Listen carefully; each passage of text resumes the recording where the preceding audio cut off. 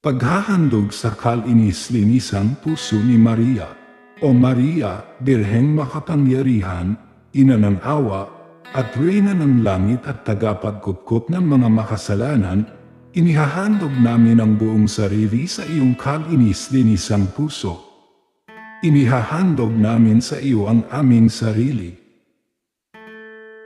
At ang aming buong buhay, lahat ang aming pag-aari, lahat ng aming iniibig at ang buong katauhan, ipinagkakalob namin sa iyo ang aming katawan, puso at kaluluwa. Ipinagkakalob namin sa iyo ang aming tahanan, mag-aanak, ang aming bayan. Ninanasa naming ipagkaloob sa iyo ang lahat ng nasa aming paligid upang makibahagi sa iyong makainang pagpapala. Upang maging makatotohanan at mabisa ang paghahandog na ito, nagpapanibago kami ngayong araw na ito ng aming pangako sa binyag at sa aming unang pakikinabang. Nangangako rin kaming magiging matatag sa pananalig sa banal na pananampalataya sa lahat ng panahon.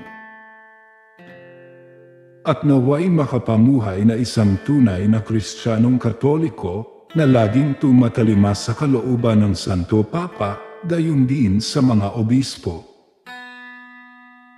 Nangangako rin namang tutok din ang 10 utos ng Diyos at ng Santa Iglesia, lalo na ang pagsisimba sa araw ng Pangilin. Nangangako rin kami na gagawin sentro ng aming pamumuhay bilang Kristiyano, ang banal na misa at ang banal na pakikinabang. Sa huli nagangako kami, O maluwalhating ina ng Diyos, at masintahing ina ng may kapal, na palalaganapin ang debosyon sa iyong kalinis-linisang puso upang maging tiyak sa iyong pamamagitan. Ang paghahari ni Jesus na iyong kaibig-ibig na anak sa aming mga puso at tanang mga nilikha sa buong mundo, rito sa lupa kagaya ng sa langit.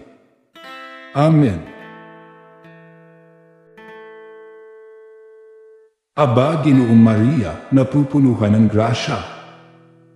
Ang Panginoong Diyos ay sumasa iyo. Bukod kang pinagpala sa babaeng lahat. At pinagpala rin naman ang anak mong si Jesus. Santa Maria, Ina ng Diyos, ipanalangin mo kaming makasalanan, ngayon at kung kami mamamatay. Amen.